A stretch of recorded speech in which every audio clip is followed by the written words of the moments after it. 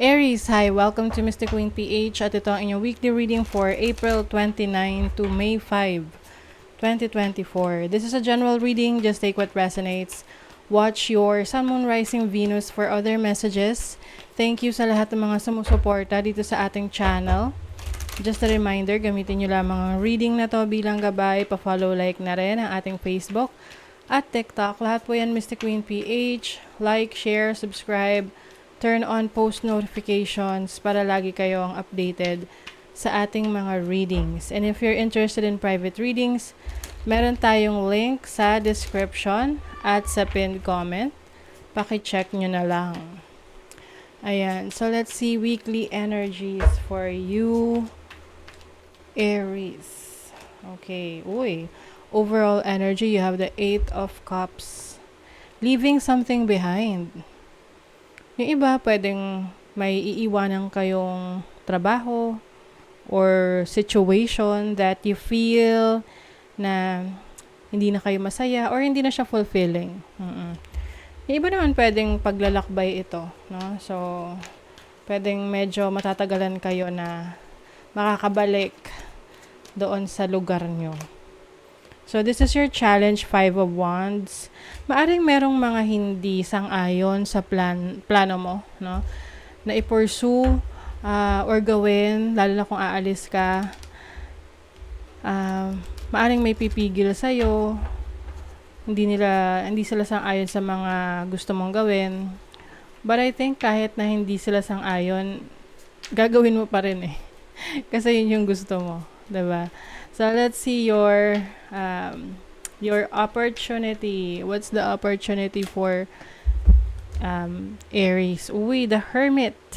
Opportunity na magkaroon ka ng peace of mind. Ayan. Katahimikan ng isip. Siguro yung iba sa inyo, iiwas kayo or aalis kayo sa isang magulo na sitwasyon na medyo stressful. Alam mo yung tipong sila yung nagkakagulo, nag-away-away. Tapos ayaw mo na ng ganong situation, maaring medyo toxic yung situation na yan, so you are leaving that. At ngayon, kakaroon ka na ng katahimikan ng isip, kapayapaan ng isip. Oo. So, yung iba sa inyo, maaring i-enjoy nyo ang inyong alone time, no? Moment nyo para sa sarili ninyo. Makakapag-isip-isip kayo ng kung ano yung mga gusto nyo i-pursue sa buhay, mga plano nyo pa, yung mga gusto nyong ma-achieve. You are reassessing your situation. Nagkakaroon ka ng self-reflection. You're blessing the Strength card. Wow. So, as a blessing, meron kang confidence, no? Lakas ng loob, ng courage na ipagpatuloy yung mga nasimulan mo. So, walang makakapigil sa'yo rito. Kahit na may mga taong hindi sang-ayon sa gusto mong mangyari. Kasi I think ngayon iniisip mo yung sarili mo na eh. Iniisip mo na kung saan ka mas magiging masaya, saan ka mas magiging fulfilled. So, tinan pa natin. For Aries. Weekly. A leg up. Merong tulong. Oo. Someone is going to help you or assist you sa mga pagbabago na gagawin mo sa buhay mo or sa mga journey na pupuntahan mo. You also have serendipity. This is good luck. I think you are following your passion. You are following, para sinusundan mo kung saan ka dalhin ng interest mo. No? So if you're interested in something, can be sa career, sa business, yun yung susundan mo. And I think you are elevating eh. So, kumbaga, may pag-angat, may pag-unlad, may paglago. Ayan, come to the edge. You are taking a risk. Kumbaga,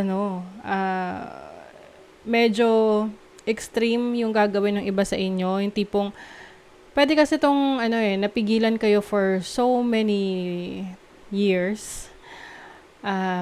Pero ngayon, hindi nyo na hahayaan na mapigilan kayo ng iba sa gusto nyong gawin. So, ngayon, you want freedom, no? Gusto mong makalaya sa sitwasyon na limitado ka or feeling mo walang growth. Can be a career or a relationship, no? Just take what resonates. So ngayon, mas malakas ang loob mo to pursue your career, your business, or yung mga gusto mong gawin sa buhay.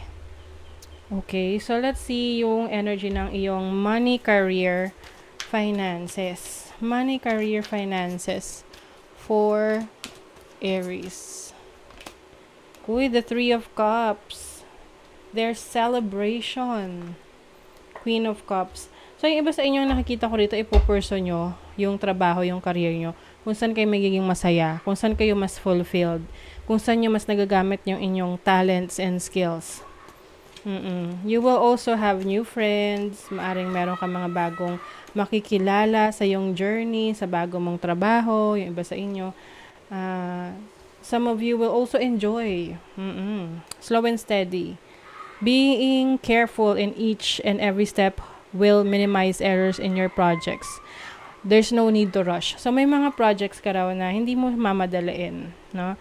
Kumbaga, magpa-follow ka doon sa proseso na yon na kailangan mong pagdaanan. You will enjoy the process. And someone is also willing to help you, no? Kung magkaroon ka ng challenges sa iyong career, sa trabaho mo, there is someone na handang tumulong sa iyo. Pwedeng sa finances, pwede ring support system, like someone na magko-coach sa'yo, magtuturo sa'yo, magme-mentor sa'yo sa career, sa business.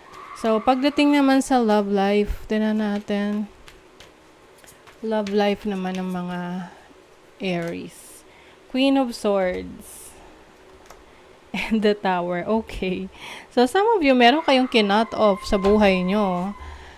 Someone na parang narindi ka na sa taong to. This can be a romantic partner or a friend or katrabaho or family member that you feel na hindi naman nakakatulong na sa'yo sa pag-unlad mo. Maari ring nagsiset ka ng boundaries sa mga taong nagtitake advantage sa'yo. And I feel like you want this, no? Gusto mo ring i-isolate yung sarili mo. Kaya nga siguro yung overall energy mo is leaving a situation pag alis sa isang sitwasyon para magkaroon ka ng katahimikan ng isip. And minsan kasi kailangan nating umalis or mag-cut off ng tao sa buhay natin para magkaroon tayo ng peace of mind. And that's what I think yun yung ginagawa nyo ngayon, Aries. So, let's see what else sa love life. Chaser, meron pa ring maghahabol sa inyo. Parang gustong magpaliwanag. Oo. Ito yung tipong binigyan mo ng pagkakataon, paulit-ulit, hanggang sa napagod ka na, tapos, okay, ayaw na, no? And then, ngayon, nung talagang binigay mo na yung final mo na decision, naghahabol naman to ngayong tao na to. Pwedeng nagiging, yung feeling sorry about what happened. Pero, I feel like it's too late, no? Kasi mukhang sinara mo na yung, mo sa kanya. Sinara mo na yung pinto mo sa kanya. Parang ayaw mo na. Oo. This can be a friend na paulit-ulit mong pinagbibigyan sa mga kalokohan niya. And then, you suddenly realize na, okay, enough na, tama na, palitan na, sobra na. 'Di ba? So, let's see what else. Your dreams need a practical plan. Ayan. So, yung mga pangarap mo daw, kailangan practical ka sa pagpaplano. Oo, hindi lang laging nangangarap ng nangangarap. Yung sinatawag nilang nangangarap ng gising. Kailangan rin, aware ka doon sa mga dapat mong gawin para maipursu mo, no, yung pangarap mo.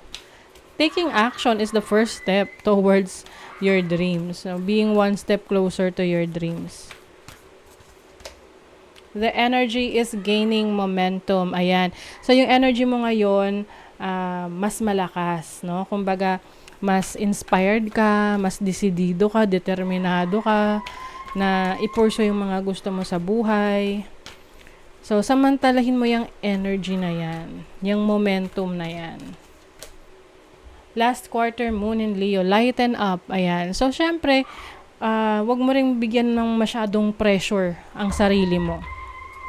na may mga pagkakataon rin na, magpahinga ka at just take things lightly lang, no? Huwag masyadong dibdibin yung challenge na yan. Kasi makukuha at makukuha mo rin naman yan eh. No? Ang importante is you are taking advantage of your energy and at the same time, hindi mo rin masyadong pinupush yung sarili mo to the limit. Okay? So that is your reading, Aries. Thank you so much. Bye!